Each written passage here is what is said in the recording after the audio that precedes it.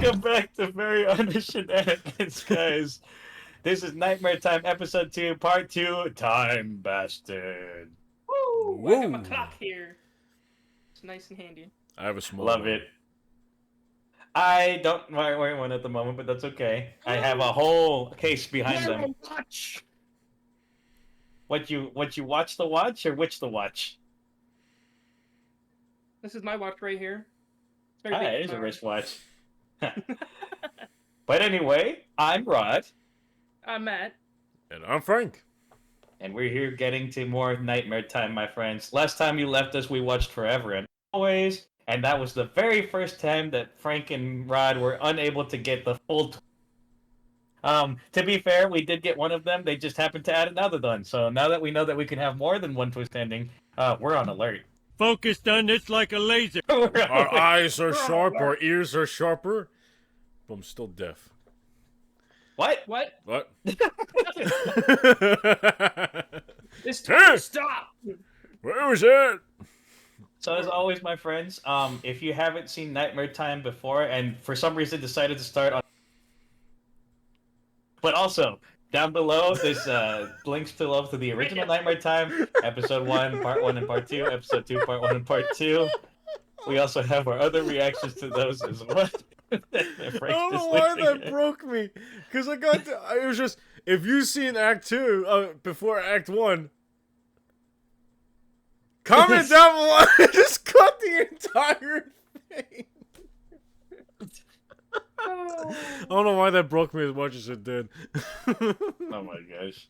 But anyways, so we will be reacting to this. We've had our reactions in the past. Please give those a like. Please watch the originals as well as StarKid, because if you for some reason have not heard of StarKid and just happened to watch this video, watch them first, please. Yep. They're amazing. We're just reacting to them. But we're gonna go in ascending order again. Who knows the least amount of what's happening here and the most amount? So Frank. All right. I, as Rod said, know the least amount about English, apparently. The least amount about Yes. StarKid. I've only seen what we've reacted to thus far as of this posting, as of this recording. But I'm excited for this. We had a big twist at the end of the last one, and I'm gonna say that it's gonna have to also tie into this one. I'm interested to see how, though. Rod, take it away. So the middle ground where being chronically online, of course you're gonna listen to so much StarKid's audio and things and songs that will be released just because y'all are so y'all as fans are so amazing and you want to share that with everybody, and I love that. And so I've heard snips. Rod, you know what time it is. You know what time it is. I don't really want I don't rather do the work today. I don't really want to do the work today. I don't really want to do the work today. They won't I don't stop wanna with do this the work song. today. But it's one of the best songs, honestly. Again, I can't wait till we actually eventually react to that one. But we have reacted to some of the musicals. But like Frank, I actually don't know anything about Nightmare Time because I did want to keep me like blind so I can react to these things, especially because like after last episode, I'm like, all right, theory brain, conspiracy brain sharpened a little bit more after that last episode. Don't you worry, this episode won't get past me. But go ahead, Matt, our resident expert. Yes, I have seen most of Nightmare Time. I've seen most of their shows. Time Bastard is one of my favorite. It's not my favorite, but it's up there. Oh, You know, I'm ready. I got my okay. clock, and I got my toy box. oh, Jack in the that's Box. a secret musketeer that'll be used for later. It's a The secret Ja- mask that we'll Jack in use the later. Box reverses time, and when you press the Joker down or Jack down, time resets. Ooh. Write that down. Write that down. But anyway, guys, while Matt is writing that down, again, we appreciate your support so much. Thank you, guys. But- You guys are great. Without further ado, let's do the do and learn about this time bastard. The do, if you know, you know. It's time I like the weather. to start. This is the end. Got 007 vibes. Bastard. Time Bastard does sound like a James Bond movie. Time bastard, You called it, got someplace else to be. Maybe some other time, maybe somewhere far from me. All right, I'll pause it. Go back. Him We're every already time. we're already starting. Okay, first off, I don't think I mentioned this in any other of the reactions. At least I don't remember if I did, but it needs to be said. Oh God, what's her name? We just said it before too. Kim. Kim, thank you.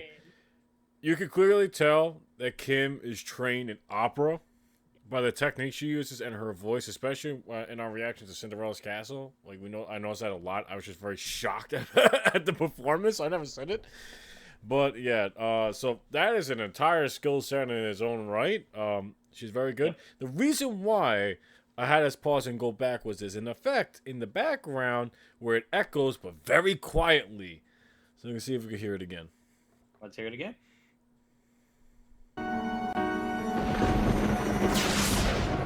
Time bastard, you got someplace else. A little bit of reverb, yeah. to be. Yeah, it's in the left ear. Maybe some other time, maybe somewhere far Yes, from yes. me. Oh, that wah goes back and forth, but very slight.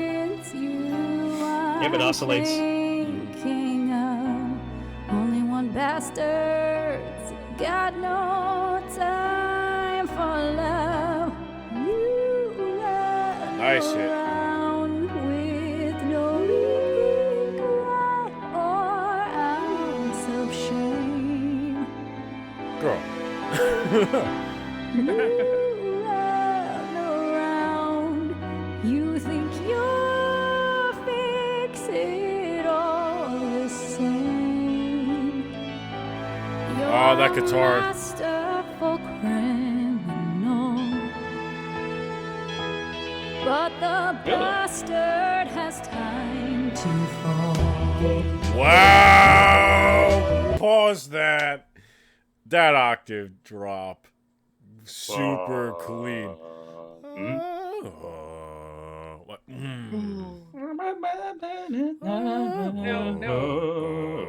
What? I have a question. Yeah, go ahead. After I know you have an after answer. After you go. Finish your statement. Go. I'm I'm done. switching topics again. We're You're done. Okay. We're done. That's it. Who is the time bastard? Do you think? Joey. That does sound like his archetype. Listen, I'll just say it right now. I want it to be good old Blimmy because we haven't seen him a lot in the other episodes yet, and I think Jeff it's just Blim? time to show him. All right. We got a Jeff Bim. Are you sticking with Joey? As much as I want it to be Joey, could be Dylan. Dylan hasn't had a Dylan. big role yet. And I really Could it want be Dylan. Kurt Mega because of the Spies Are Forever motifs?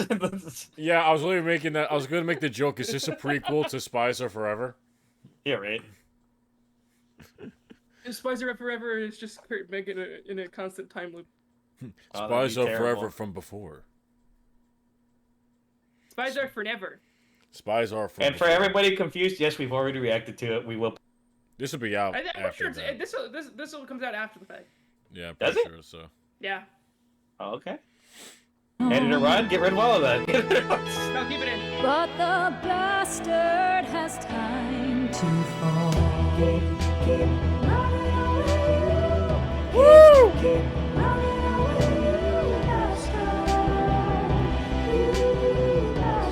You know, I can tell she does opera. You know how you can tell she's an opera singer just from that alone. Hitting that high, that clean, that soft. Not like I'm saying it without strain. I'm gonna say no strain. I was gonna say no effortlessly, but no strain. But there's always a little bit of effort. But no, yeah, the other thing that cause joking because it is true though because she sings it so clean. I've never heard the word bastard sound so sweet. Yeah, Yeah, I've always heard it's down. She's a great singer. Boo, boo, man.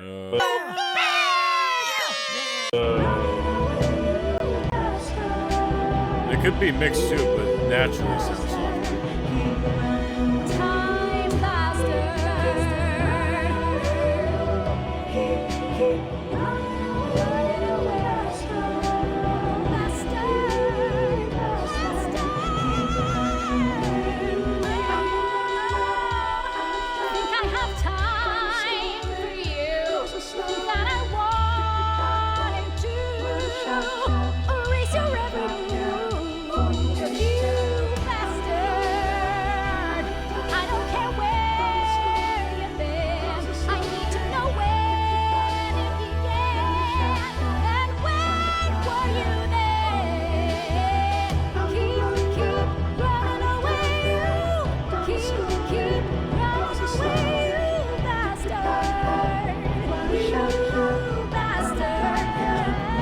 Oh, wait a minute. Wait a minute. I could be wrong. I think I hear Jeff in the background doubling up on her voice there. Something sounds different.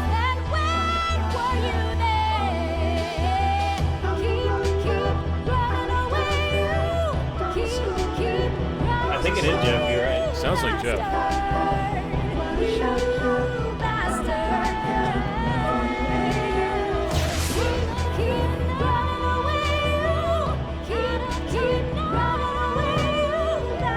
How's these visuals, man? Yeah, that note right there. Yeah, okay. Yeah, she just hits it so cleanly. She's an opera singer. Yeah, all right. She definitely trained in opera. Have to. No build up, just hits it right on. Yeah, okay. Right. That's one. She was high. Dude. Yep. She's close to whistle. Yep.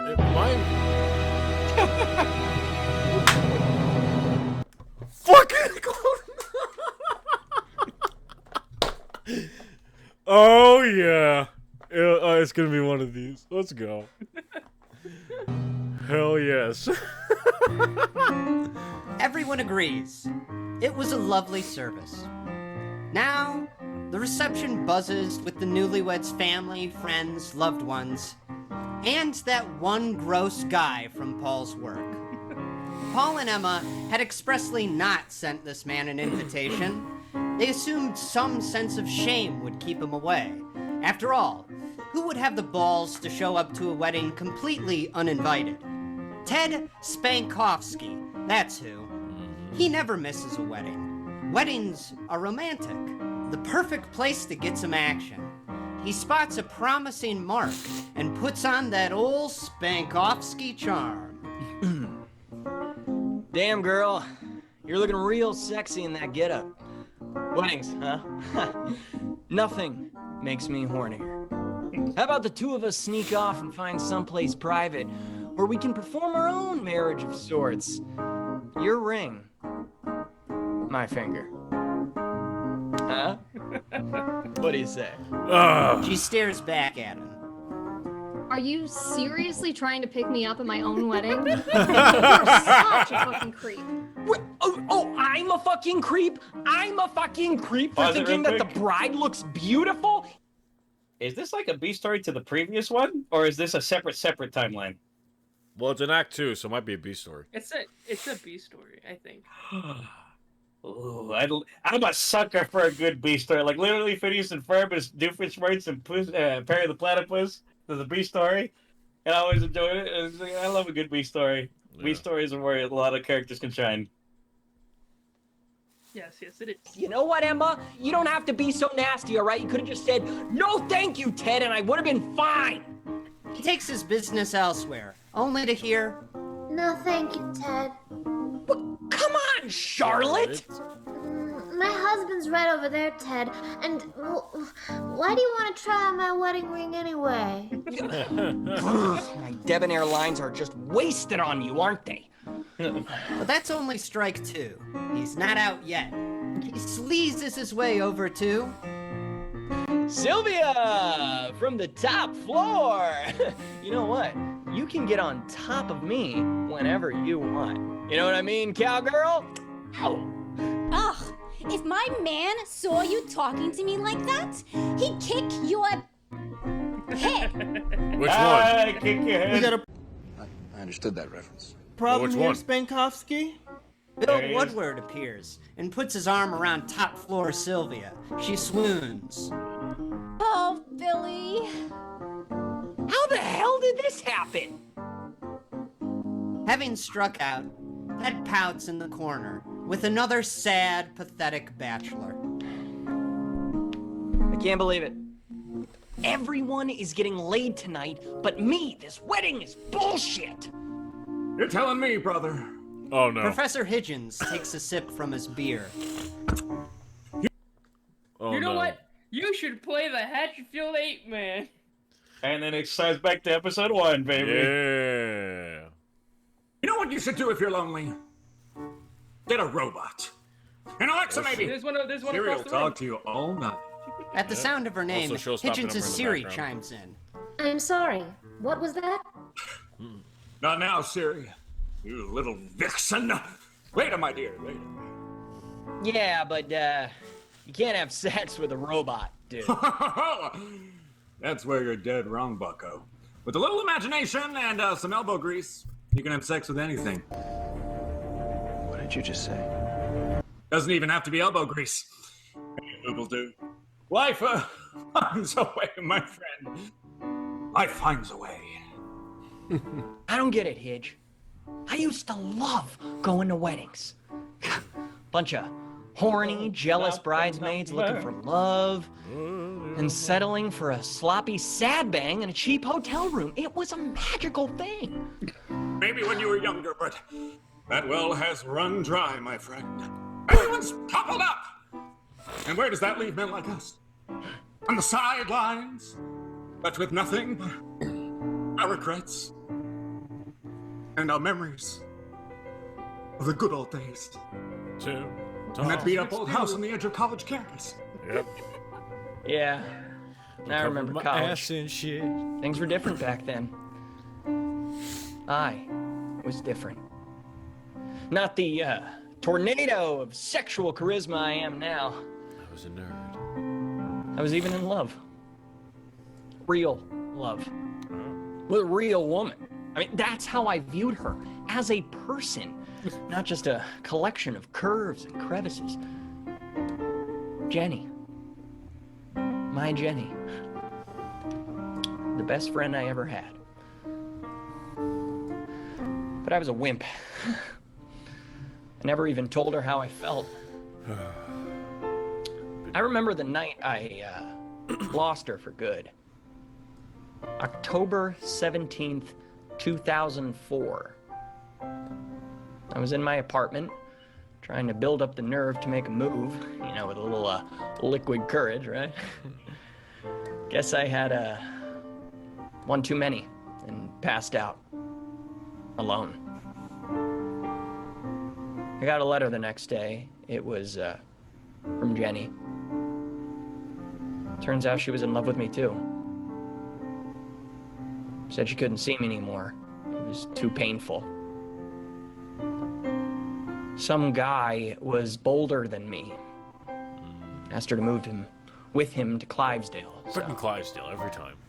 Never saw her again. Clivesdale. I lost the love of my life to some pushy asshole. So I became that pushy asshole. Okay, fine. You either die a hero or you live long enough to see yourself become the villain. And I never looked back. Until now. Ted's return. Well, you can't change the past. Or can you? Something like that happened to me once. Me. And Chad. I don't give a fuck. Ted pushes his way to the front of the line at the open bar. He yells to the guy serving drinks. Hey, pal, give me a vodka. Bartender pours him a glass. Ted glares. The bottle, buddy. He grabs the whole bottle of Smirnoff, then finds a nice empty table to wallow in self-pity. Ted polishes off his fourth drink. Look at everyone. And another. And another. Having so much fun. Such a fun time. Over the sound system, the DJ announces, All right, everyone. We'd like to invite the newlyweds to the dance floor for their first dance as husband and wife. Yeah. The crowd goes wild while Ted pours himself another drink. Has anybody seen the groom? Guests look all around. No one can seem to find where the happy husband has run off to. Then Ted spots Paul a few tables over. Hey, Paul! Rather than heading for the dance floor, Paul rushes to Ted. There you are! What are you doing here? He grabs Ted by the arm. pulls him out of his seat and starts dragging him toward the cheering crowd. I don't want to watch you dance. Come on, Ted. She's waiting for you. They push their way through the throngs. Then, rather than stepping out himself, Paul pushes Ted onto the dance floor. Ted is baffled. Then, when the bride turns toward him, he freezes. Ted Spankowski stares into the eyes of the woman he lost 15 years ago. Wow. What? Jenny? She stands there in her wedding dress, blushing. Hey, Teddy. Wow. Here we are. Huh? Ted stares in disbelief, What? trying to piece together what on earth is happening. He looks Pause it real around, quick. bewildered. To be fair, I would have the exact same reaction if Kim Whalen was suddenly my wife in a random wedding reception. I'd be like, what?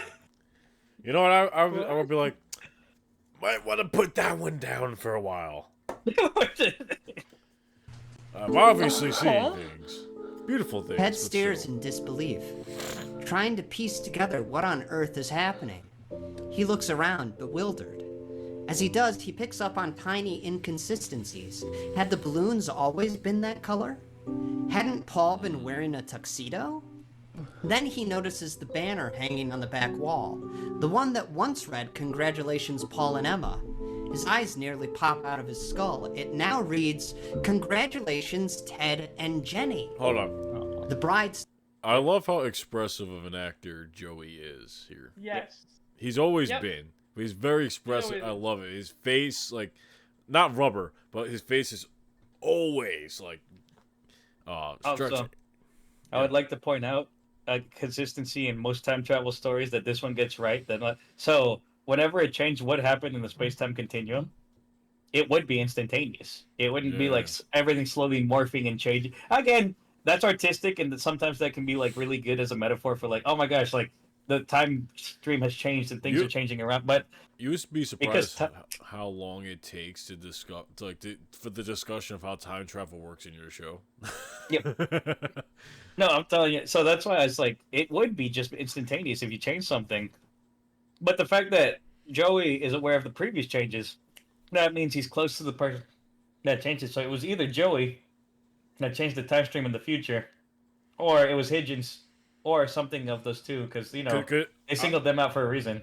I was going to say it might have, because if this ties in to the first one, which I'm not necessarily sure it does, it maybe when the fake Emma swapped in, he swapped in. Oh wait, no, that wouldn't make sense because she's this takes place after. Like, this is the reception after the wedding. So the homeless man already came in at the wedding. Right. But I think what Frank is saying is because the Emma had already come in from the future to the past, that there is a time rift now, and that's affecting maybe Joey, a la future Joey, was like, now's my chance. There's a rift open, and he tries to go navigate through time. See, because I want to say that, but here's the problem with that: the timeline wouldn't match up. What's that? Man, time travel is such a wonky subject when you try to dive into it. The timeline would match up because each decision would create a branching timeline. No, but remember. Oh wait, yeah. If you're going exactly, multiverse because that theory. timeline would be unaffected because any change in the past would create a new timeline. Right. So like when fake Emma came back from the future to the bus, like around there, because that's when she would enter. Maybe that changed. Okay. Interesting. Oh god, it's such a fun thing, but also if you think too much into it, it kind of ruins everything because you're like, logically, how does this make sense? But you talk about making something illogical logical. Yep. Yeah. No. Okay. So story-wise, it's an interesting concept of he's now with his for love lost. It's complicated. All right, I didn't want to bore you with it. Steps toward Ted and takes his hand. Okay, just remember the lessons. One goes here, and you lead. A soft, soulful song, a love song, begins. and the two sway back and forth. Jenny, am I dreaming? Are you real? Ted, you didn't have one of my cousin's edibles, did you? We were gonna take those together. For the first time in a long time, There Ted seems to feels be a lot of tears stream drug down his talk in cheeks. StarKid. Interesting. Jenny, In Hatchetfield, at least. it's our wedding.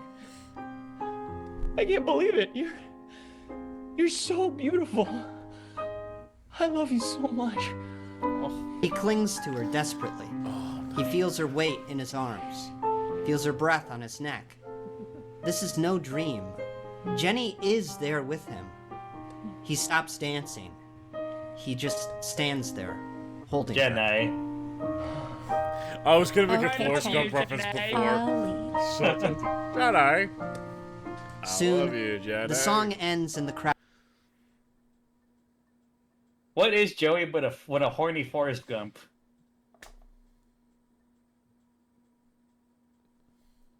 I'm sorry, you probably didn't pause it for that. Go ahead. Thank you for that perspective. No, I'm actually trying to think. Like, has he been there for every event? Kind of. Kind of. Go ahead, Matt. I was gonna say, insert a clip of Forrest Gump running here. I was running. You've kind of derailed that train of thought. Holding her. Okay, He Ted. ran off track. I'll lead. Soon, the song ends and the crowd goes wild. Their family and friends envelop the happy couple. Mr. Davidson slaps Ted on the back. What do you want, Ted? Congratulations, Ted. Paul gives a big thumbs up. You're the man, Ted. Later, Ted sits in the place of honor with his bride, finishing off a piece of wedding cake. He's in utter bliss. Oh my god, Teddy, what if he starts to bring up Tonight has been everything I always dreamed. From under the table, Jenny takes out a present, wrapped in glittering yellow paper. She hands it to Ted. Cute from the start. What's this? Pocket watch. It's a little something for you. Or the box. Ted tears through the paper to I reveal an don't know what the ornate case. I got this box. golden That's what I cube. got you. It has bizarre patterns crisscrossing its six sides. I knew it. What is it? A box? The Bastards Bump. Oh. Ted looks up. Jenny is gone. So are all the wedding guests. The hall is Get silent. what you want. Rotten food sits on abandoned plates.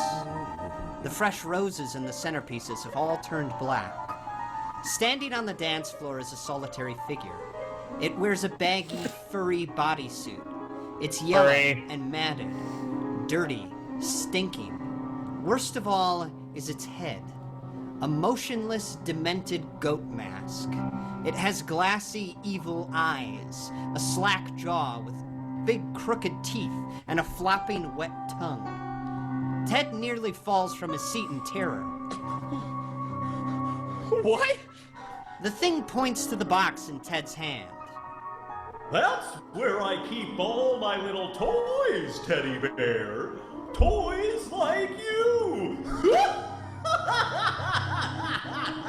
Dang, Jeff. Where's Jenny? I didn't know you could do these voices. Teddy Bear. Take fucking time. In an instant, this creature disappears from the dance floor and slams onto the table, inches from Ted's face. Dinnerware shatters beneath its hooves. The nightmare goat grabs the front of Ted's jacket and lifts him into the air. Ted stares into its dead eyes. I'm coming for your ass, Teddy Bear. You know what's even freakier about this? It's the latency. I was gonna say, even the camera's scared. Even the camera. Latency actually adds a bit here. Obviously, it's not really planned. But latency kind of adds something because it's like a dismembered voice from the body. Ooh. It's like that that YouTube video that went popular where that guy throws his, but he makes it look like his lips are talking after, like he's talking. Yeah, And yeah, then- yeah, yeah. and Or you- subtitles or voiceover, like the Japanese voiceover. Well, no, because he does it like this. He's like, oh, they're like, wonder what weather we're having here. Yeah. And then he's just like, what? Then the guy's just like, what the fuck's wrong with your mouth? What's happening? Like, who are you? He just completely devolves. It's really bad weather we're having. Yeah, it's terrible. Yeah, it's awful. What the fuck is going on? Why? Who are you? What do you want? Nothing. I'm just saying hi. What the fuck is wrong with your mouth? Get out of here! I'm coming for your ass, teddy bear.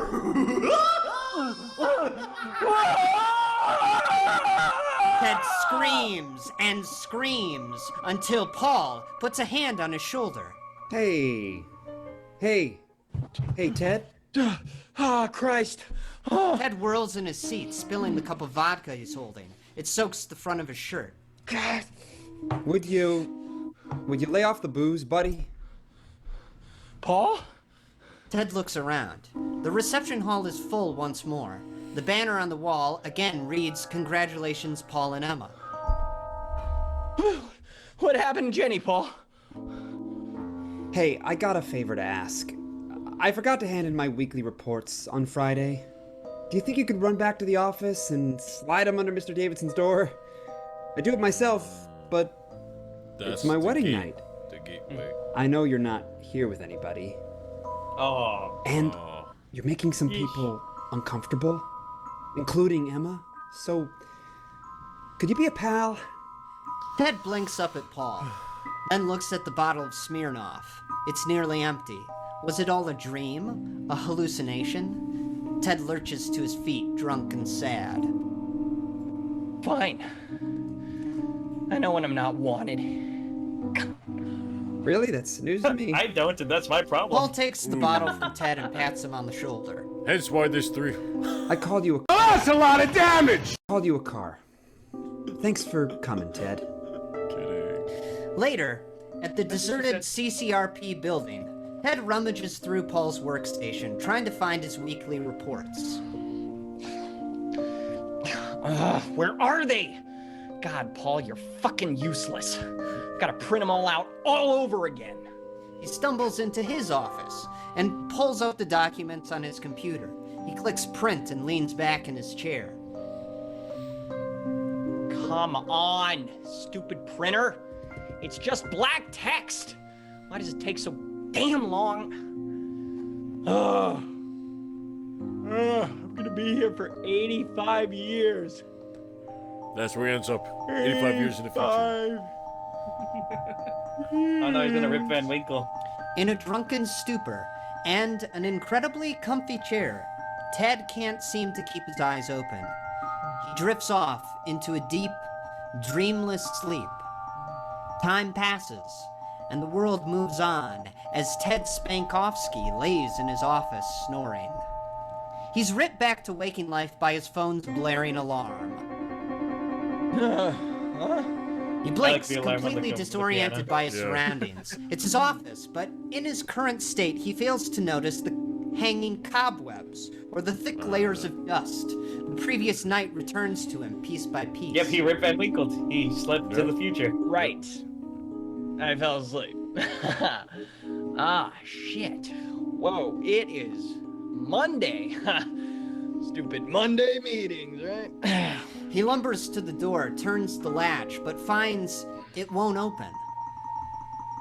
Hey, what the hell? Come on! He jiggles the knob to no avail. The thing's jammed. Damn door! He kicks Good it, thing it's not then jelly. backs up and Nice one, Rod. No reason why I was pausing, but it was a perfect time for it. So something you'll notice in a lot of basically any kind of visual media, music plays a huge role in setting up the atmosphere, right? Yep. So shout out to the pianist for giving a lot of the audio cues that give us a lot of Emotional cues. Emotional cues, right? Also, I want I don't know if you can do this without downloading it, but try to listen to a movie or horror movie or TV show without the music. You'll see how much impact you actually lose from it. Well, no, so two examples of this that are perfect. Sorry for cutting you off, Frank, but like you go on YouTube. So somebody made Elf a horror movie by changing the music and doing the editing for it as a trailer, and so Elf looks completely crazy with that editing. And then somebody for the sixth Harry Potter movie made it like a romantic teen comedy by changing the music and like splicing the edits. But that's a perfect example because like when I saw the Elf trailer to how they made it look like a horror movie, completely changed the tone of a scene that I've seen 1,000 times because of the music and the way the editing is and the way that the lighting affects. So even though acting is a big part of like how a person does something, it really is the music supplementing that and the editing that really helps sell it. In a way, the composer is also a writer. I know how it sounds. The composer is also a writer of a story because they have to write a story within their song too. Hans Zimmer has a phenomenal interview about that. But as a composer, you have to sit there and you have to figure out what's the setting of the scene. And there are times where the director will give the composer a scene and not give him any direction just to see where he goes with it. Yep. And it'll be up to the composer to like, is this more horror? Is this more sorrow? Is this happy? But that's why the director does also work a lot with the music composer, even though usually in the process music is brought in kind of last on the list or second last, something like that. Because it sets it completes the scene. It completes the atmosphere of the scene. And you'll find that a lot of sound effects are written into the music too, depending on the type of media, to be fair. Like something like horror, like that's an actual instrument. Those sounds, those creaking sounds are more are written in musically. Even in action movies. Yeah, even in action movies. The like gunshots Stingers, or the swords clashing to the musical beats as well. Yeah, there's a lot of times you can see there's a bunch of movie examples, especially like animated musicals or whatever. There's always sound effects that are in there. Disney is a huge component in that, of like the early cartoons. Even some of the epic animatics that we've reacted to. Yeah, obviously those two. Also, Tom and Jerry's a big one for that component too. So the composer has to think of all these factors, not only the musical factors, but the story element factors as well, and come up with a piece to fit and bring you into the world. Like, for example, Lion King's introduction, from right off the bat, you're already in Africa. You don't need anything else. If you didn't even see the scene, you know it. You've been transported there, and that's just the brilliance of the composer, which I think was Hans Zimmer, right? Yeah, from Lion King. Yep. Yeah, but in general, that's usually the case. So the pianist is doing a phenomenal job here, and he's weaving into each song so fluidly. Yep, I didn't talk about this in the previous part, but obviously bringing back motifs from different, the guy who didn't like musical, like Friday, different things to like get us like, oh, like even if we're not consciously aware of what the song is, we're like, oh yeah, I remember. Like, each person has their motifs. Like, was Bill and his daughter have Not Your Seed. Yeah, Not Your Seed. Not Your Seed, that was good. Paul and I think more so Emma has the coffee or poison coffee. Cup of coffee or poison cup of coffee. And then like maybe that moment with Paul and Emma in the basement. Yeah, I still don't know for sure if that's the same melody. It sounded similar in my head. We're going to double down on it, Frank. Yeah, we're going to be either really right or really wrong. But yeah, so phenomenal job from the pianist. Here to weave into everything and adding in different things, sound effects like the phone ringing, the phone alarm rather, and even just those like filler motifs, just to get in between the pre-established Hatchetfield motifs. It really helps you bring you into the world, and he does it so seamlessly and quick. So by the time you realize it, your mind has already set you up in the next scene, or something's uneasy, something's off. So phenomenal job with him. Oh, you're doing great. Help? Come on! He jiggles the knob to no avail. The thing's jammed. damn door! He kicks it, then backs up and slams into it with his shoulder. Once, twice, and crack, it flies open. Outside his office, dozens of CCRP employees look up from their holopads and stare at Ted, faces full of puzzlement. He shrugs. Sorry. It sticks all the time. All at once, the employees turn back to their work. Ted closes the boss's door. office? As he 'Cause I does, he completely see notices why. the jagged nails jutting from its side. No, That's it's his why office. it wouldn't open. Ah. Some practical joker nailed his door shut. Bill, he figures. Ted shambles down the hall, rubbing his temples. Jesus, my head. Oh. He makes a quick pit stop by the break room to chug a bucket of water and say hi to his buddy Paul. But the break room looks different. The walls are made of frosted glass, covered with digital displays. It's kind of cool. And just Pause. Ted's luck. So you see how the pianos change from like the bell, almost bell sounding, Futuristic organ sounding. to like very futuristic, a digital sounding. Yep. You're already set up and you're ready to like, okay, this is the future. Even if they didn't, I know they said it, like kind of said it, but yeah. Yeah, the digital displays, the pure glass windows with the like you automatic. Holopads. Yes, and you're automatically brought into it with the music. So I just right there. That's the brilliance of composing. Wait a minute, if he's in the future, that means he can get with Emma and Paul's descendants. What the hell is wrong with you? What the hell is wrong with you? What the hell is wrong with you? What the hell is wrong with you? What the hell is wrong with you? Why do you say these things? Why do you say Paul. But the break room looks different. The walls are made of frosted glass, covered with digital displays. And just Ted's luck, someone has removed the water cooler. Worst of all, there's no sign of his best friend Paul. Aww, thanks for his best friend. Where the hell is Paul? Oh, yeah. Honeymooners. How cute. One of these days, Paul, bang, zoom, right to the moon. Honeymooners. Ted Honeymooners. to the Monday Great morning meeting show. about 20 minutes late. He falls into a 50s, free I seat in the back and tries to look like he gives a shit about whatever CCRP does. A scientist stands at the front of the boardroom, giving a presentation. Behind her is a huge holographic display showing a metallic humanoid skeleton. This synthetic life form will so that's a connection. completely eliminate the need for a human workforce. It will be compliant, efficient, and, given our database's genetic material to choose from, aesthetically pleasing as well. The scientist waves her hand. On the holographic display, skin wraps around the robotic frame. It now is an exact double of Emma Perkins. This connection. Oh my god! You guys are making a robot that looks like Paul's wife? Oh, you guys are sick. I like it. I guess there is a robot you can bone. Everyone in the room stares blankly at Ted. The scientist clears her throat, unamused. Well, it's an android, and that's not its purpose. Do you hear that, everyone? Look, no employee of CCRP will be boning the synthetic life form. Yes. You think? Really? Well, technically, I guess they would have already Okay, have. I guarantee that that will be the first thing you guys want to do. Try to fight it all you want, but it's human nature. Build it, and they will come, right? Pause. That's an.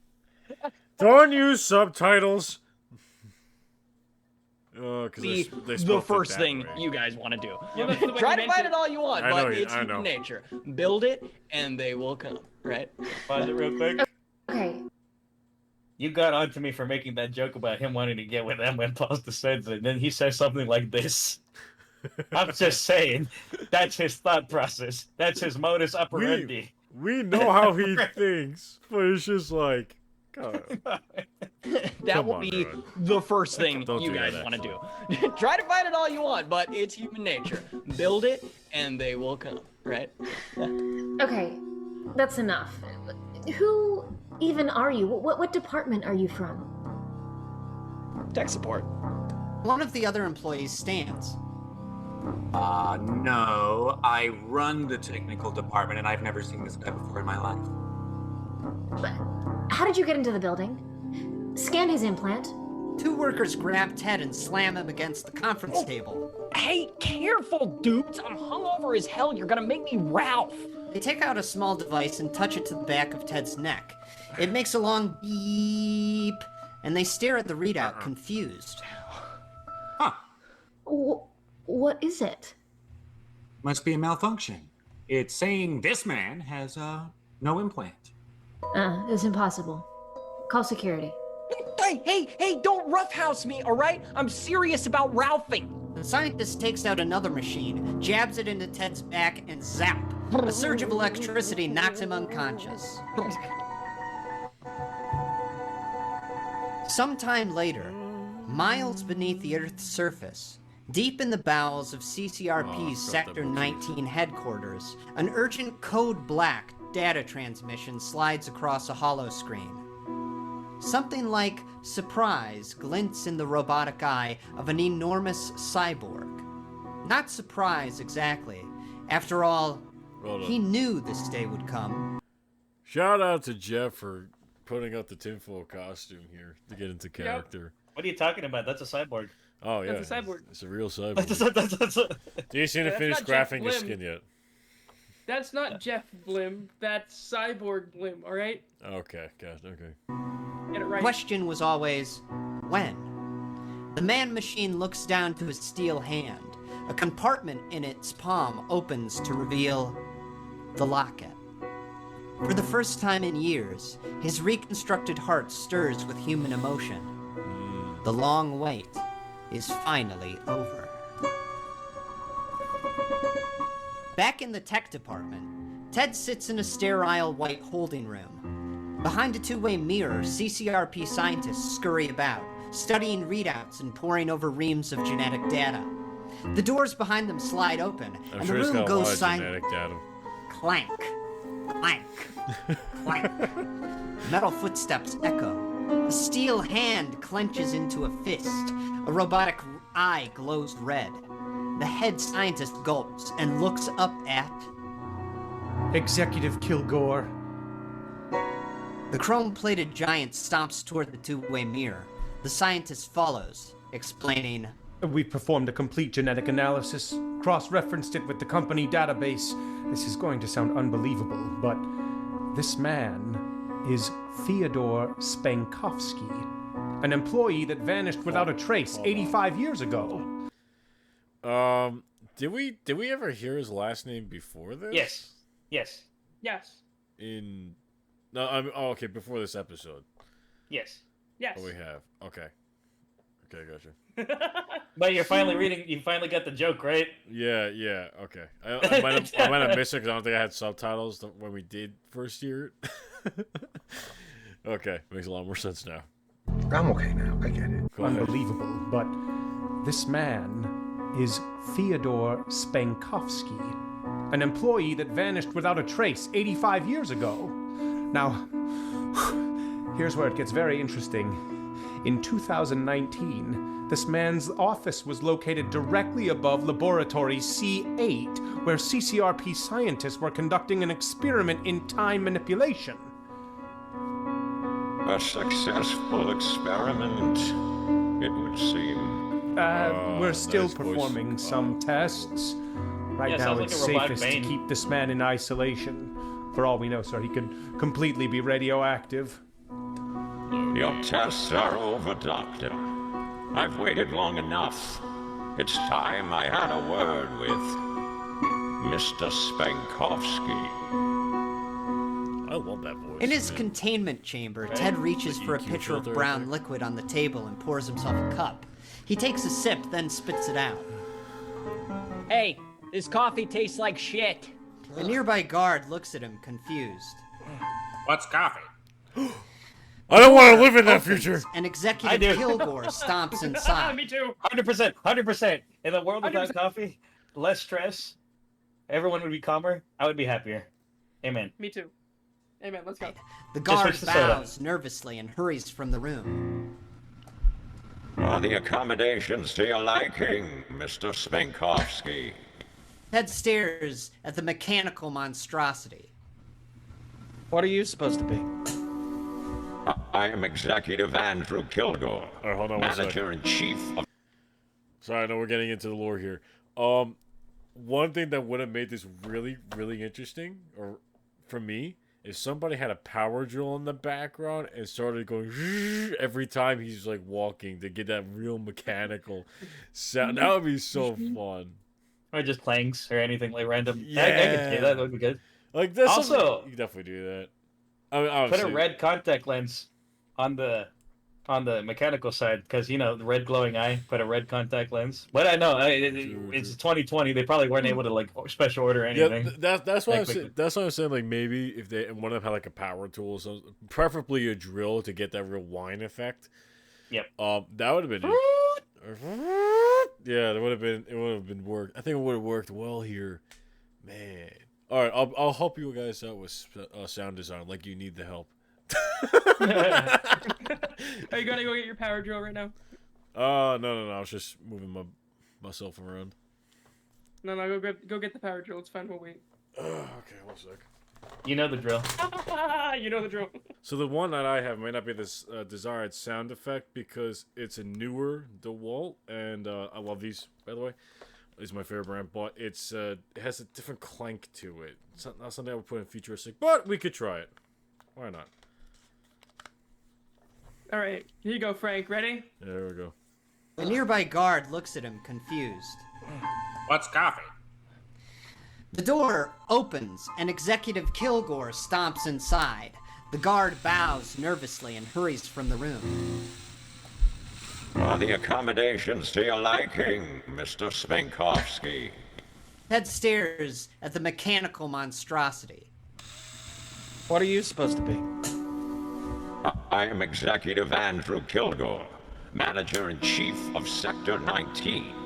I oversee the operations of all CCRP facilities in the Western Hemisphere. I ensure production remains on schedule and enforce disciplinary measures. Here I am judge, jury, and at times, to my great satisfaction, executioner. Satisfaction. Okay, pal, it's not illegal to be hungover at work, okay? And I haven't read the Constitution in a while, but I'm pretty sure it's the right of every American citizen to whack off in their office whenever their door is closed, all right? Life, liberty, and the pursuit of wax happiness. on, whack off. Happiness. Frank, you talked over a joke. Wait, what? It's the right of every talked over a American citizen to whack off in their office whenever their door is closed, all right? Life, liberty, and the pursuit of happiness. Liberty, yes! I haven't heard that word since the Great Crash and the subsequent buyout. You don't understand, Mr. Spenkovsky. There are no nations any longer, only corporations. Crap. Are you aware what year it is, Mr. Spenkovsky? 2018? No, 19. You're mistaken, I'm afraid. The year is 2104. 85 years from the time you call home. Here, you are a homeless man, Mr. Spenkovsky. You are the property of Coven Communications Research and Power. That means you belong to me. With a roar of gyros, Executive Kilgore reaches across the table, clamps his metal hand around Ted's throat, and lifts him into the air. 100 years is a long time to wait for you, bastard. Ted's finally starting to get the feeling that maybe he might be in trouble. You think? Don't hurt me. You don't remember me, do you, bastard? Perhaps that means it hasn't happened yet. For you. Perhaps there's still time to prevent it. I don't know what you're talking about, man. You know what you are, bastard. You are the key. Kilgore drops Ted, and the cyborg stalks around the room with a clank, clank, clank. 85 years ago, CCRP sought to unlock the power of Tanoi Coraxes, the bastard of time and space, the weaver of impossibilities, a lord in black. To control the power of Tinky. It's gonna be disrupting. Well, yeah, you can like, try to do it with the drill. The older model would work a lot better than the newer models. Because it had that more whining effect. Alright. Yep. Yeah. 5 years ago, CCRP sought to unlock the power of Tanoi Coraxes, the bastard of time and space, the weaver of impossibilities, a lord in black. Blacked out. To control the power of Tinky is to control time and space itself. Tinky. T-I-N-K-Y. Yeah, I know. Tinky Winky? They thought the experiment was a failure, but somehow you have been touched by Tinky. Where did he touch you? Bad touch! Bad touch! Stranger danger! Damn it, I was about to say that. I was about to say that too. Show us on the drill where he touched you.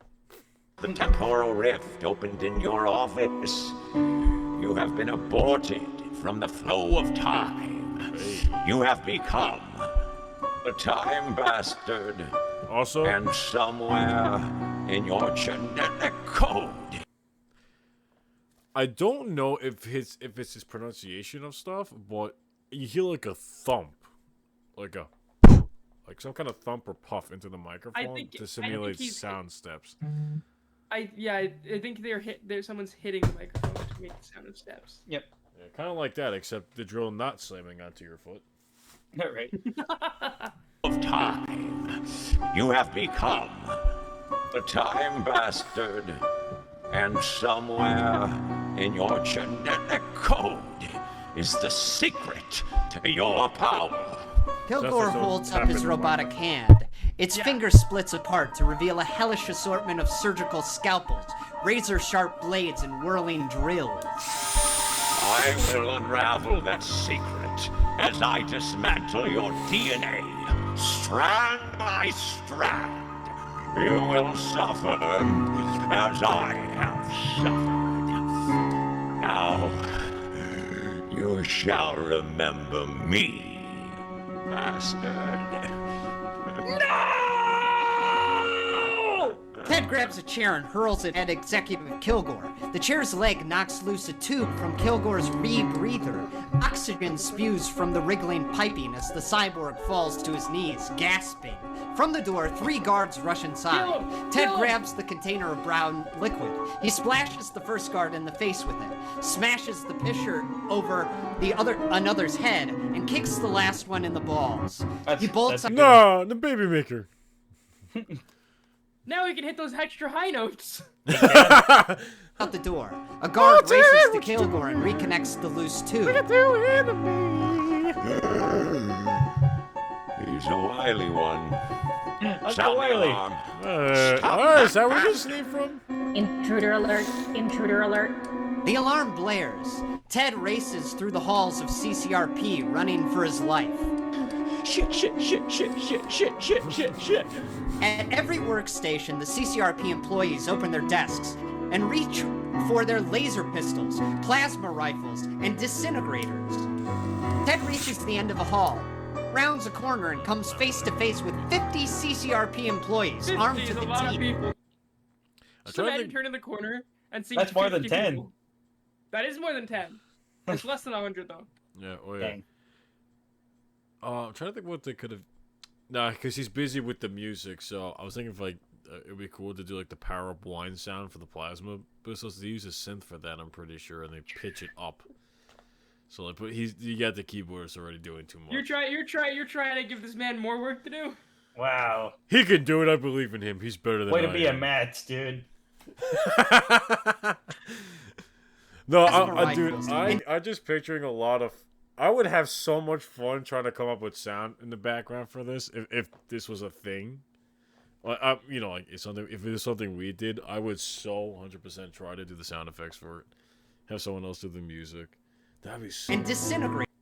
Oh, go ahead. It would be. Ted reaches the end of a hall, rounds a corner, and comes face to face with 50 CCRP employees armed to the teeth. Oh god. Oh god. There he is. They open fire. Ted dives behind the nearest cubicle and rolls under a desk. All around, laser blasts fly through the air. Ted stays low, crawling from one desk to the next. You think he's gonna survive this? He's got it. He's the time bastard. How much more time we have in this? Probably. Yeah, he'll probably. But if he doesn't, you know what, Ron? I'm gonna play the other side here. I don't think he's going to live, but they're gonna repurpose him or reclone or make a clone of him or a genetic robot of him to unlock the secrets. I feel that.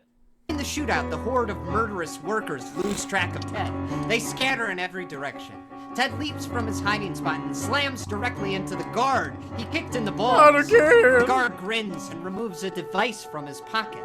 It's a flat rectangle with a big red button on top. He points it at Ted. Prepare to be disintegrated, asshole! But before he can press the button, a metal hand grabs him by the back of the neck and hurls him across the room. No, you fool! His genes must remain intact! The device goes flying from the guard's hand. Kilgore rounds on Ted. He stomps toward him. As he does, his robotic arm transforms into a mass of spinning blades. Ted falls backwards, screaming in terror. Kilgore is 10 feet away and closing, blade arm extended, ready to rip Ted to shreds. There's no hope, unless Ted's fingertips brush against the device the guard dropped. He points it at Kilgore and slams the big red button. A glowing dot appears on Kilgore's chest. It looks like a cigarette burn. It smokes slightly. That's all? Just when Ted is thinking he picked the shittiest weapon ever invented, Kilgore stops dead in his tracks and howls in pain. The cyborg convulses uncontrollably. Ted That's a terrible way to go. Burn from the inside out? Damn. watches his love metal that movie. feet turn to ash. The disintegration is not instantaneous, but once it's started, it cannot be stopped. Process begins at the bottom and works its way up the body. Kilgore can only sadistic. watch, screaming as his legs crumble apart, then his stomach, then his chest. The last thing he sees before his head collapses in on itself is the face of that bastard. All that's left of Kilgore is a foot-high pile of dust. Ted wipes sweat from his brow. He laughs, kisses the disintegrator, and shoves it into his shirt And pocket. accidentally disintegrates I was gonna say, I thought I Then did the elevator that. fails. Before it can open, Ted races to his office, slamming the door behind him. From inside, he hears two employees step off the elevator. Hey, where'd he go? Ted listens in terror as their footsteps get closer and closer. The two employees are right outside his office. Oh, that's cool. Let's Hold check on. in here. In the music, you hear how the pianist is hitting the low notes as steps, bomb, bomb, bomb, bomb. Very creative. See, you can do a lot with just the piano. Old-timey classic cartoons from what, the 20s, 30s, the silent film era. Absolutely will. That's what they used to do. They used to do effects like that to show basically anything. So steps, it would usually be a something rhythmic. Here it's on the lower octave, the lower half of the piano. Hold on. It'd be this hand on mine. Go ahead. Off the elevator. Hey, where'd he go? Ted listens in terror as their footsteps get closer and closer. The two employees are right outside his office. Let's check in here. The door latch starts to turn until... No way! I'm not going in there. That place stinks like 80-year-old jism. Let's check the break room. Ted hears the two wander off. Then lets out a huge sigh of relief. But he's not out of the woods yet. He paces his office frantically. How does he know what? It was in his office. How does he know what 80-year-old jism smells like? I don't even know how I don't even want to know how he knows how modern isms smell like. Isms. You got your mouth isms, you got your bottom isms, you got your ear isms. You got your fizz isms. Ted hears the two wander off. then lets out a huge sigh of relief. But he's not out of the woods yet. He paces his office frantically, trying to piece it all together. Okay, there's a temporal rift in my office. So my office is a time machine. Okay, think. What did I do last time? I was sitting in this chair. I was printing. It took forever. 85 years. Is that it? Is that all I have to do? Focus on a time and I'll go there? Ted jumps into his chair and closes his eyes. Okay. Where's he? When's he gonna go? Where's he gonna go? 2019 to the. No, he's gonna go back to 2004. He's already saying 2019. No, but he's gonna ADHD to like, Jenny. Maybe. I'm calling it right now. Unless it goes back to the timeline in 2019 where he and Jenny are getting married. Jenny. 2019. Back to my life. Back to my wonderful, lonely, miserable But life. he can change it. Wait. I've been aborted from the flow of time. It all clicks into place. If Ted is dealing with some tricky-dicky time travel stuff, then he's also looking at the possibility of different timelines. And that means his vision at the wedding wasn't a dream. I was with Jenny last night. Only in a timeline where I didn't screw everything up. A timeline where we got married. Oh my god! Pause it real quickly. I've said this before, but man, he really does channel that Jim Carrey energy. He really does. That's why he's becoming one of my favorite StarKid actors. He's always been one of. He's always so much fun and energetic, but he also brings a lively performance with his facial expressions and, especially in Nightmare Time, like the 8 man, he went all out, man. He went shirtless. He was pretending to pick bugs out of his hair. Plus, he's a Tin Can brother, so how could you not love that? I can go back to 2004. Told you, Frank. I can fix it. I can fix things with Jenny, and then it'll be my wedding. Ted leans back in his chair and closes his eyes. Okay, gotta get this right. October 17th, 2004. October 17th, 2004. October 17th. Look at me, guy. If Rod ever gets the power to time travel through sleep, we're screwed. Dude, I'm gonna be hopping all over the fucking. The timeline where VHS never existed. No, where we beat Mr. Beast, I already told you that. I am so powerful. My mind, it amazes me sometimes. 2004. Ted lets his exhaustion wash over him, and in no time at all, he's fast asleep. Excuse me. At the sound of a voice, Ted's eyes flutter open. Huh?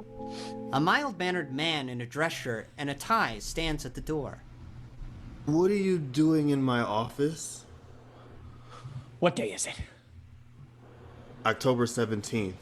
What year? 2004. He did it. Ted looks around at his office, only it's not his office anymore. Framed newspaper clippings hang on the wall. Ted pushes past the man. The building is bustling with people frantically typing, yelling back and forth about getting the scoop. Ted turns to see huge letters hanging on the back wall, the Hatchetfield Gazette. He remembers now. CCRP wasn't even here in 2004. The building was home to the old newspaper, which means he's done it. It worked! It worked! I am the time bastard! Everyone breaks the name, Ted. In a tiny studio apartment, a shy, sensitive college boy named Teddy pours himself another drink. He looks in the mirror, trying to build up the nerve to finally do it. Man, I should go over there. I should tell her everything. Yeah. Don't be a baby, Spankowski. You're not a teddy bear. You're a lion. Okay. Yeah, you do be lying. Yeah, lying to yourself. Freaking not at the same time. Brain cell. Teddy looks at the drink in his hand.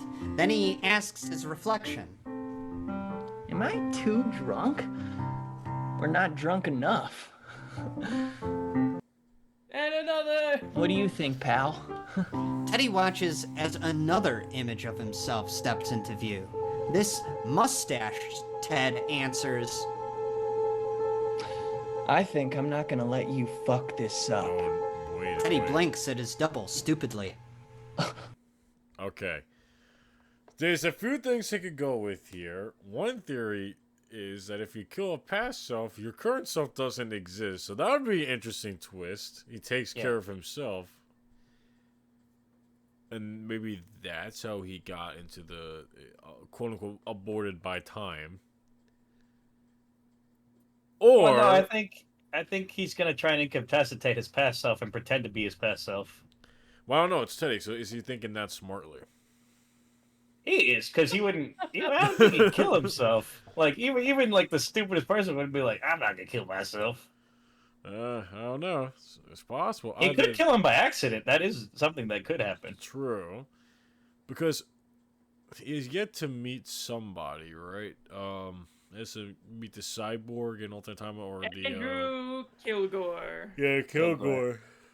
So it's possible that if he possibly finds a way to kill his former self, then he might be aborted from the timeline, and that's how he meets Kilgore, like originally.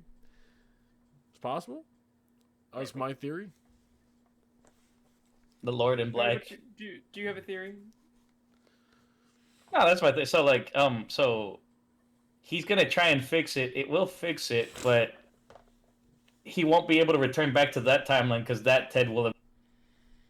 So that he might have to kill himself in the present timeline, so that he could take that place. But then he might not be able to. But that's why he's the time bastard, because he no longer has a place in the timeline once he does this change. Right. Floating infinitely. Whoa, I am way too drunk. The older Ted grabs his younger self and holds an ether-soaked cloth Yes, he's just to his knocking him mouth. The college boy's eyes go wide, then roll back.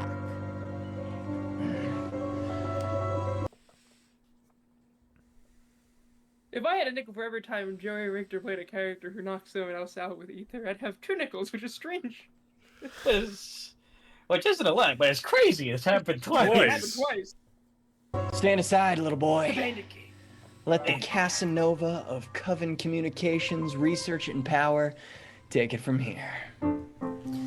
With the young Teddy out cold, Ted has plenty of time to set things right. He's older, wiser, with years of experience in the art of seduction. Oh, God. Jenny is as good as his. But first, he needs to prepare himself. As he does, he recites the invaluable lessons he's learned. He scrubs in the shower, repeating, Lesson number 12. Wash the butt and balls. Once he's toweled off, he irons his trousers. Lesson 46. Dress to touch breasts. I don't know how you dress for that. Overalls. Well, that's exactly why you're not touching breasts. I'm guessing overalls on a farm hat, right? Because he's talking about chicken breasts. Oh, you're right. Maybe. Hey, can we get a list of all of these? You know, can we get a list of rules? All of his rules that he has. Yeah. Just asking for a friend. Asking the editor for a friend. Still sharp, in his signature ensemble, he runs a comb through his mustache. Lesson 95. The most sensual part of a man is the bush brush. Oh yeah, just beat the devil out of it. Bob Ross. Get ready, Jenny. Daddy's coming. Later, He better not a be. few blocks from Jenny's Oh, yeah. apartment, a young man named Andy strolls down the sidewalk with a spring in his step. Andy? He's been seeing Jenny on and off for a while now, but he's ready to take Andy things to the Kilgore. next level. In one hand, he holds a bouquet of roses. In the other is a black box. Oh, Jenny, Clivesdale is our oyster. Oh boy, oh boy, oh boy, I am excited. Then Andy hears a voice from behind him. Hey, dickhead. Huh? Andy turns around just as Ted smacks him across the face with a crowbar. Andy... Where'd he get a crowbar from? The crowbar store. Well, maybe he jumped to another timeline where he had a crowbar and took it. And stole the crowbar from himself. Andy hears a voice from behind him. Hey, dickhead. Huh? Andy turns around just as Ted smacks him across the face with a crowbar. Andy falls to the ground, jaw broken, left eye filling with blood. Ted crouches and rips the flowers from his hand. These flowers for Jenny? How cute. He tosses the bouquet into the gutter. It's not his Jenny, though. You're not taking her to Clivesdale this time, pal. What's this? He pries the small black box from Andy's grip. He opens it. Inside is a silver locket. Yep, Ted it's laughs silver. maliciously. A necklace! How pretty! He tosses the locket. He leans down right over Andy's face. You stay away from her. Jenny and I are gonna be happy. I know. I've seen it. 'Cause I'm from the future, dude. Look at me. I want you to remember this face. And he does. My face. I am the time bastard. He stands and... So here's the question, right? So he started calling himself the Time Bastard because he called him the Time Bastard. But he who called him the originally Time called him Bastard. the Time Bastard? Who called the Time Bastard? Ladies and gentlemen, Matthew has finally stumbled upon one of my favorite... Talked about I this haven't at the time as stumbled well. upon it. We've talked about this already. The bootstrap paradox. Yeah. My favorite example from Doctor Who is that you would be such a huge fan of Bach, the composer, that you bring all his music to the past. You're like, I'm going to get Bach to sign it. It's going to be great. And then Bach's parents are like, who the heck are you talking about? You go to Bach's friends and they're like, I've never met a Bach before. That sounds fake. So you ask all of his friends, you're like, uh-oh, Bach never existed. But you're like, but the world without Bach is terrible. He's literally the foundation of like music, Western civilization, Western music. So you're like, wait a minute though. I have all of his sheet music. I'm going to start publishing this music, and I will become Bach. So you publish the songs, and when they're supposed to come out, and you become Bach. But here is the situation. Who wrote the music in the first place? If you were always meant to be Bach, taking that sheet music back in time, who made the original sheet music? I don't know if this is the same theory, but there's another theory that's presented in like Red versus Blue, where I think it's like time's a circle, and events that are going to happen and keep repeating no matter what. Like you can't alter it. Yep. So it's possible that they're stuck in this time cycle. No, yeah, it is a cycle, but the question in that cycle and the paradox is, where did the name Time Bastard come from? Because Joey got it from Kilgore, but Kilgore heard it from Joey through time travel. Exactly, so that's what we're saying. So where did the original Time Bastard come from? Where does it start? Gotcha. Very. Comment down below where you think it starts. Comment down below if you'd like us to talk more about time travel, because it's one of my plot twist. His mother called him it. Okay. Right. And leaves the boy there, Mrs. bleeding on the Tchaikovsky. pavement. Andy watches Ted go, not knowing his name, but swearing vengeance in his mind and wheezing. Bastard. A few streets over, Jenny is penning the hardest letter she'll ever have to write. Teddy, Andy's asked me to move in with him. I've said yes. Not because I want to go to Clivesdale. Fuck Clivesdale. Amen. It's just seeing you every day, knowing you don't love me back. It's too painful. I'll probably never see you again, but I want you to know that you were the best friend I ever had. I love you, Teddy. Forever and always. She said the first episode name. She said First the She wipes tears from her eyes and seals the letter. She throws on her coat and walks to the nearest mailbox. She turns the envelope over in her hands. She wishes she didn't need to go. She wishes Teddy were here with her right now. But he's not. She opens the latch on the mailbox and drops the letter inside. As she does... Alright. Theories, let's go. What do you think? Well, obviously Teddy's gonna come out and she's gonna get she's gonna be repulsed by who the new Teddy is. Alright. Or because there's that timeline where he doesn't wind up with her and he didn't know about it. He runs away with her in time. And that's why even that past Teddy still doesn't wind up with Jenny. Because he thinks that she moved in with Andy. But in reality, future Ted stole his girlfriend from past Ted. See, knowing StarKid, I'm inclined to agree with Ron on the latter half of the theory. Yeah. But part of me also feels like... I'm trying to think. Because he did say... Well, technically... So we know for sure... The constant is that Jenny did not go to Clivesdale with Andy or Kilgore because of what we heard in the future. Right? Yep. He has the locket unless he accidentally kills her? That'd be my guess. Well, remember, he even said you stole everything from me. But Kilgore said that from him back in the day. Yeah, but that could also be implying like killing her by accident too. I think mine's a bit far of a more of a reach than Rod's is, but I'm gonna stick with mine. Okay, no, let's stick with it. That he accidentally kills her, and you stick with that he steals her through time.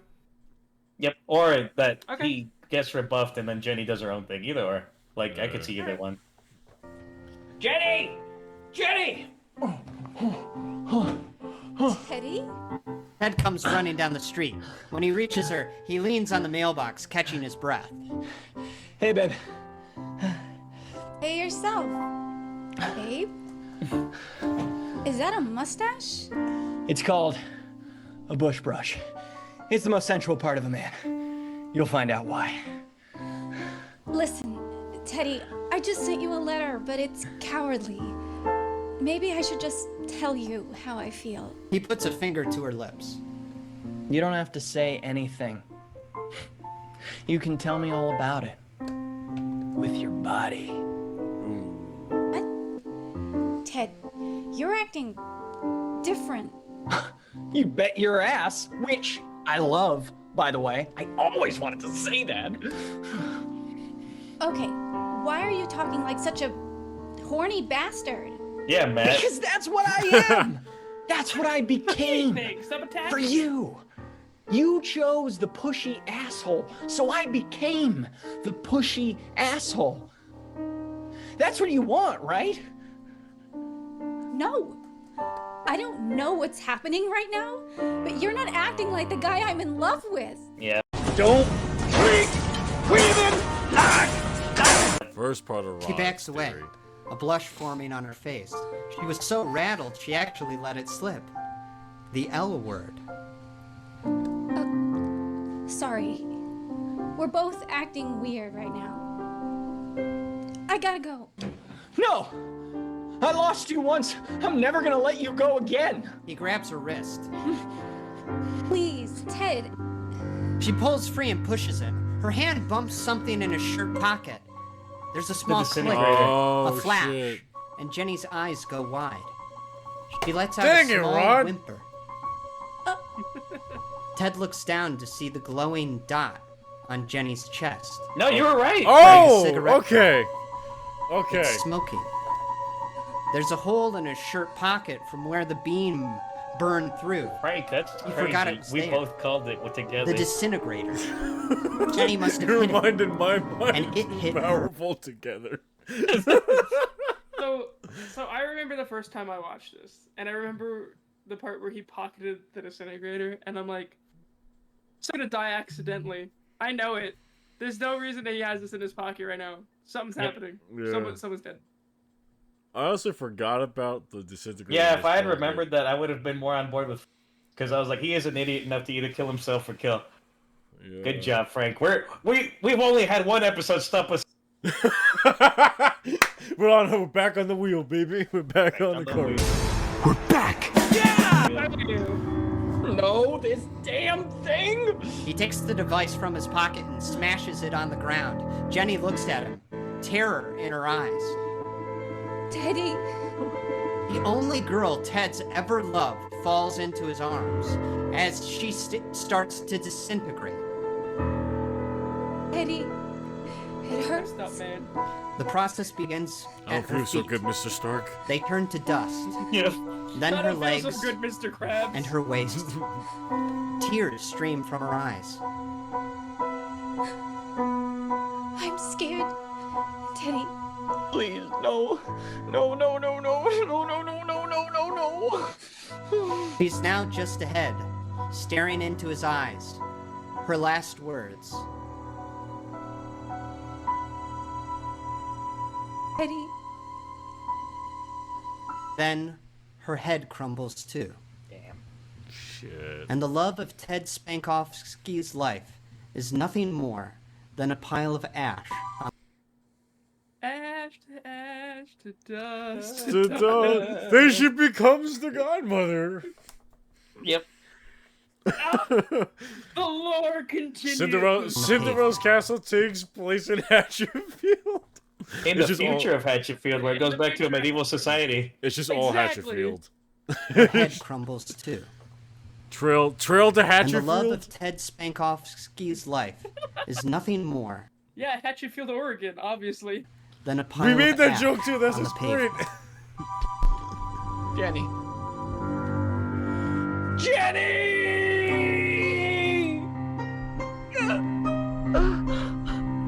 Pause it. What's that motif?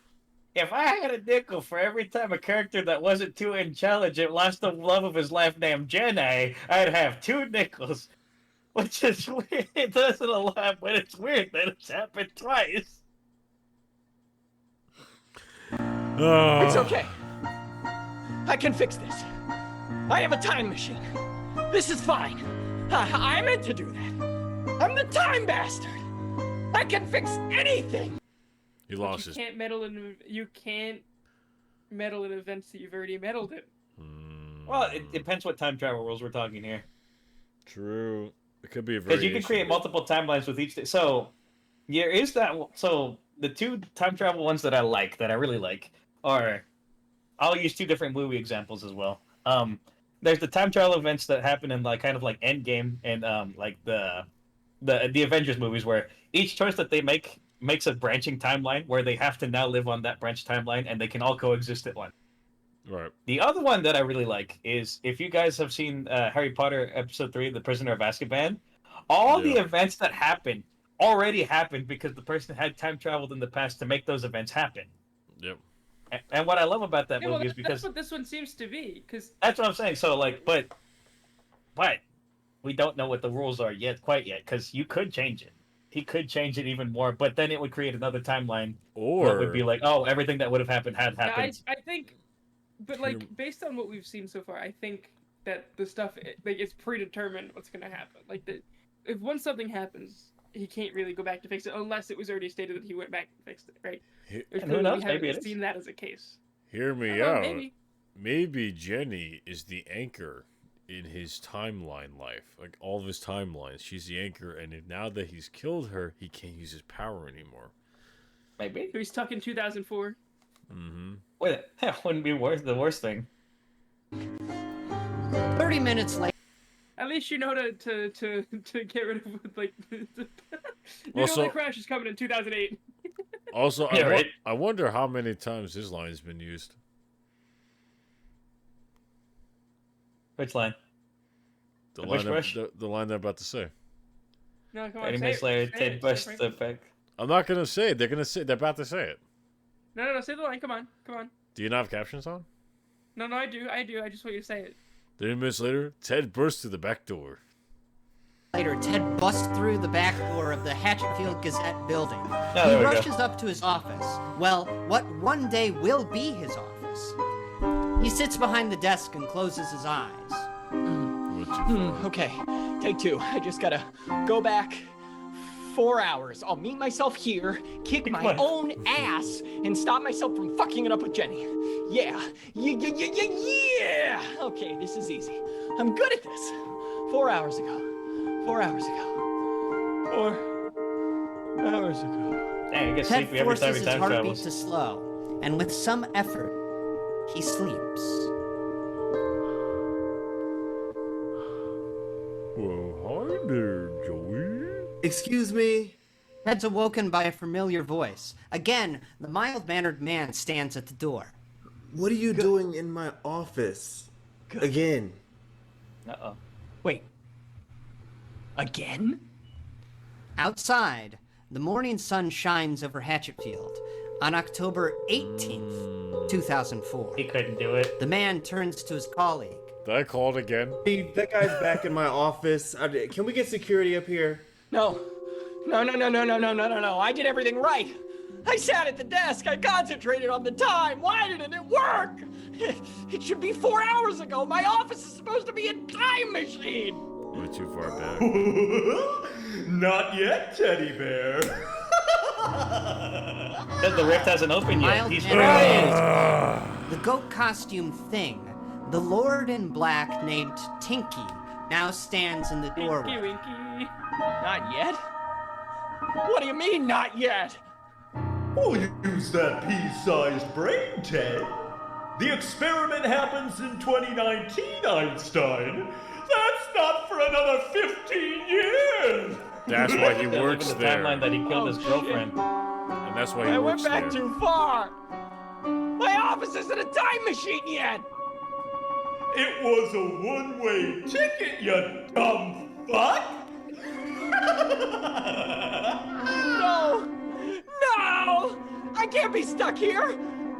In 2004? I hated 2004! Toy Oh box. God, I can't be stuck here! You're not stuck here, teddy bear. You're stuck in here. Tinky holds up the yellow cube from before, the one Ted had unwrapped at the wedding, the bastard's box. It's Tinky's little toy box. Can't you hear yourself in there? Screaming and screaming and screaming. Ted can hear himself. Ted can hear the screams of all those who had been born and lived and died, and yet had also never existed at all. The cries of the infinite and the impossible spill forth from the bastard's box as it slowly creaks open. Ted gazes inside, and his mind is shattered. All he can do is scream.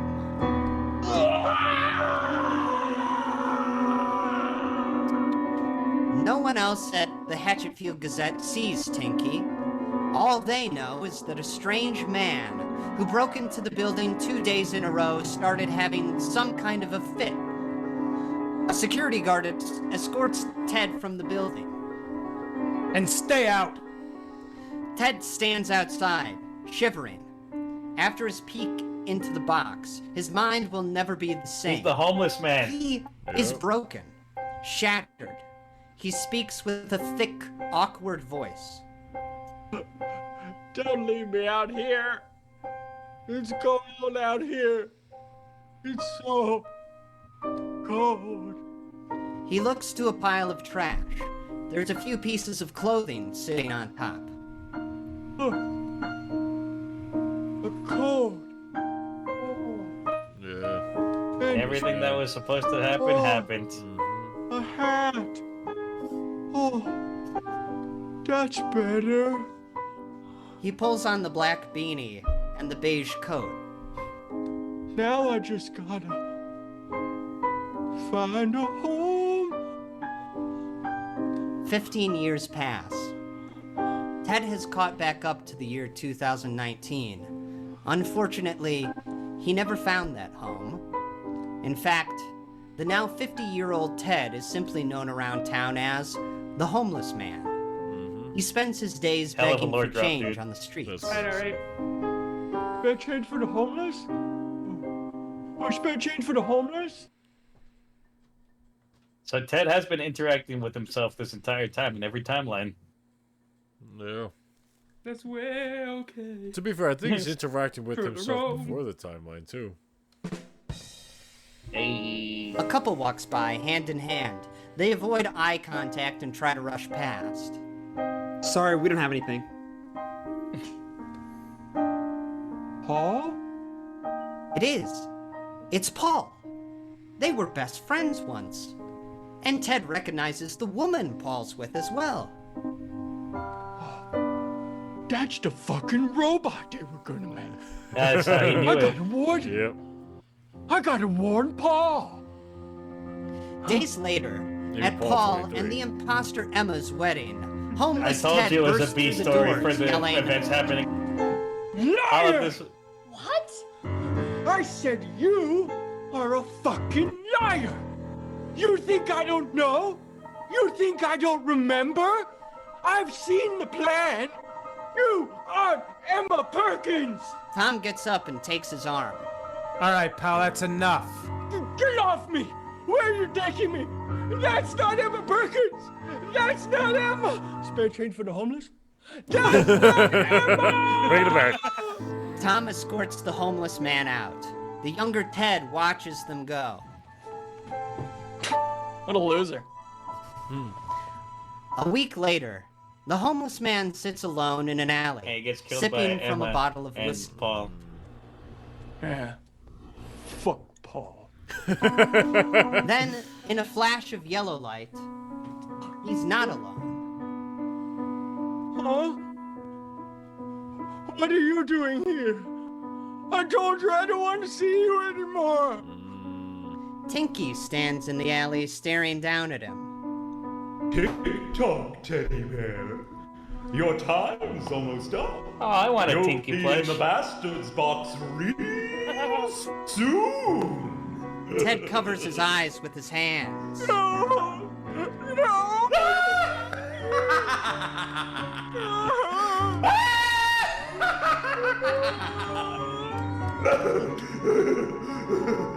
Tinky laughs and laughs and laughs. Then, silence.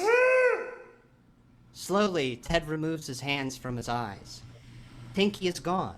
Instead, two figures stand over him. On Paul and Synthroid Emma. It's Robot Emma and Paul 23, knives in their hands. Yep. You Tying it all almost ruined together. our wedding, bastard. Stab! Stab! Stab! Life leaves Ted's body. You think that was therapeutic But for don't Lauren? be too sad. He still lives on, in a way.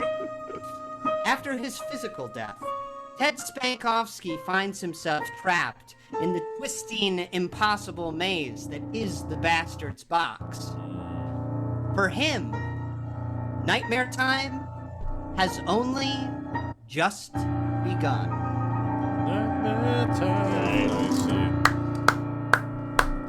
That was really good.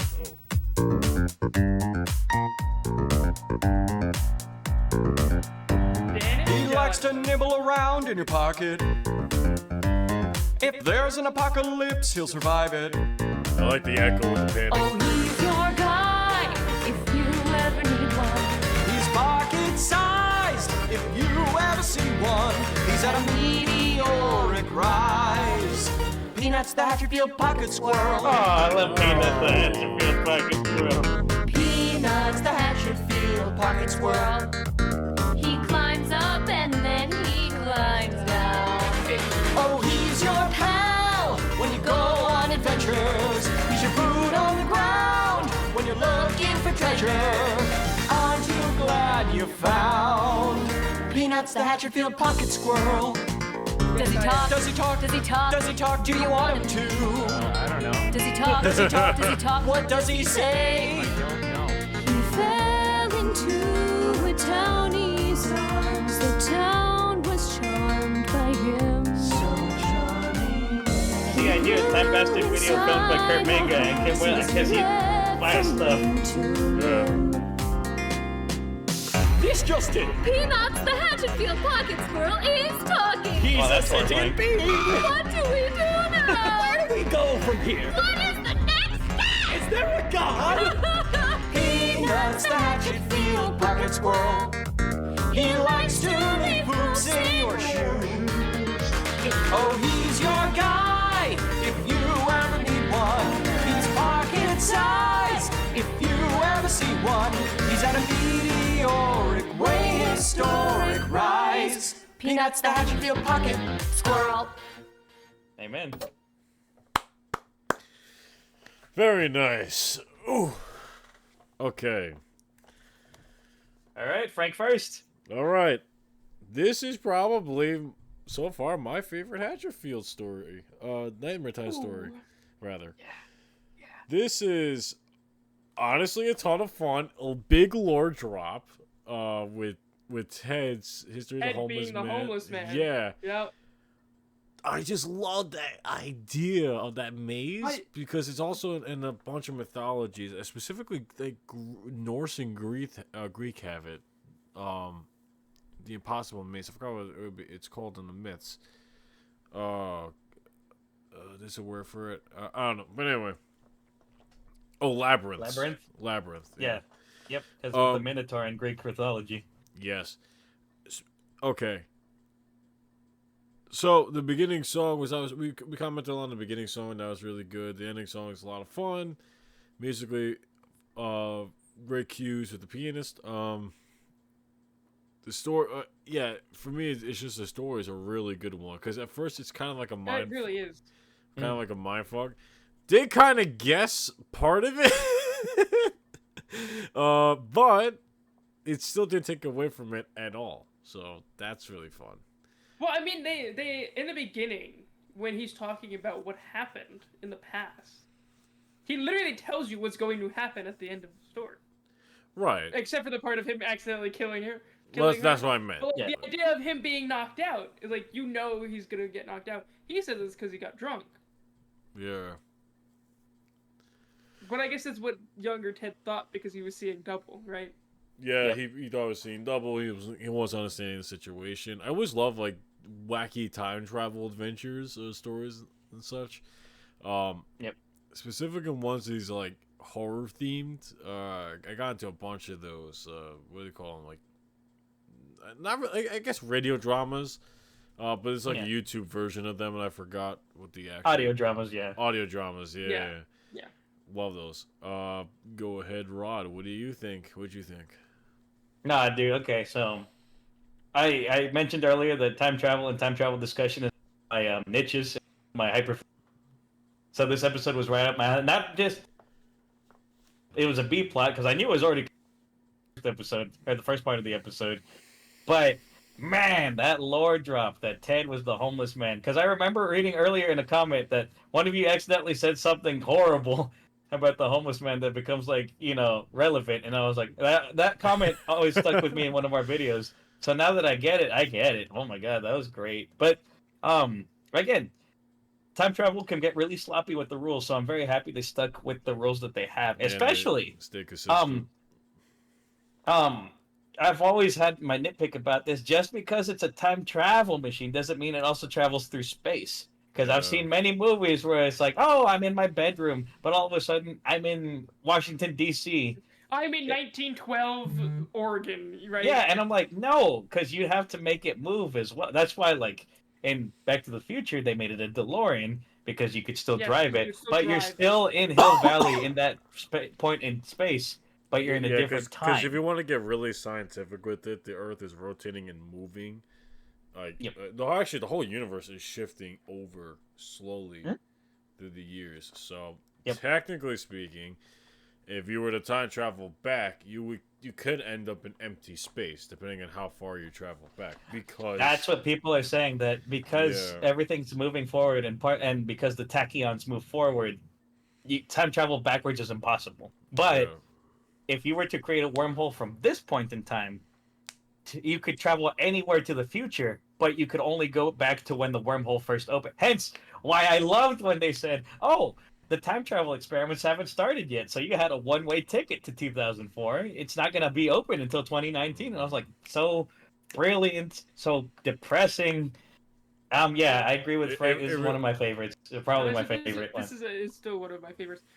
You guys don't know how hard it was watching Black Friday and the guy who did like musicals with the homeless man being there and not being like, ah. I like was so close to saying things a few times where I'm like, nope, can't say that yet. Can't say that yet. Teddy boy. Teddy boy. Also, give me the Tinky plush. You know what to do. Put in the comments down below. Comment the Etsy shop that'll make me these plushes. Tinky, yeah, guys. You gotta get him a Tinky Winky plush from Teletubbies. I actually think I do have one. Of course you do. I'm not shocked. I wouldn't be shocked. All right, well, thank you guys for joining us for the time, bastard. Yes. Thank you, my We friends. hope you guys enjoyed, and we'll see you guys next time for Nightmare Shenanigans. Goodbye. Next time. Next time, or in the before. Hey there, Honest Fam. If you enjoyed the chaos and fun today, don't forget to hit that like button and subscribe for more wild adventures. Remember, if you let us shenan once, we'll shenan again. So stick around for more last and unexpected twists. Got any ideas for our next shenanigan? Drop them in the comments below. Until next time, keep it honest and keep it fun. Goodbye. Peace.